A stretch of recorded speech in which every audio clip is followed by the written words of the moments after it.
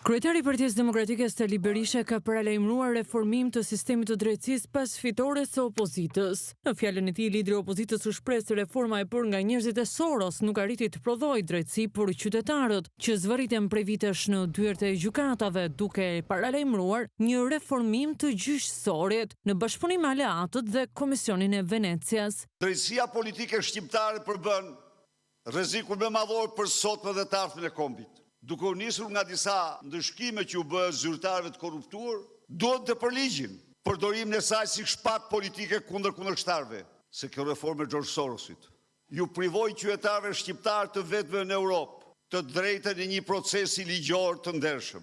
Dhe u dashka ne të pranojmë të lam qytetarët tanë pa sistem drejtësie për një akt korrupsioni ndërkombëtar të papar, një reformë e sistemit drejtësisë me Komisionin e Venecias dhe miqtë dhe aleatët më të mirë të Shqipërisë, institutet respektive që merren me të drejtën, do bëhet. Kryeudemokrat deklaroi se një tjetër shtyllë e programit qeverisës është auditi i plotë i fondeve të qeverisës së Edi Ramës, duke thënë se paratë që janë vjedhur dhe shpërdoruar do t'ju kthehen qytetarëve.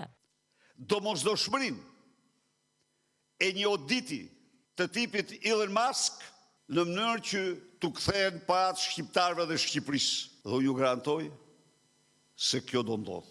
Shtyllë kryesore krahas paketës dhimbshurisë, krahas Made in Albania, krahas Shqipëria madhështore, kemi përcaktuar pastrim në shtëpisë tonë.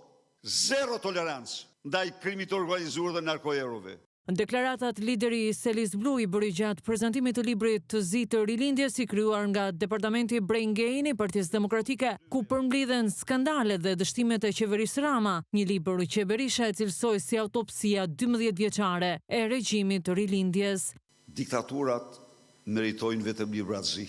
Është autopsia e këtij regjimi 12 vjeçar që shkatroi materien tonë kombëtare më shumë se çdo luftë, më shumë se çdo pushtues, më shumë se çdo diktaturë më parshme.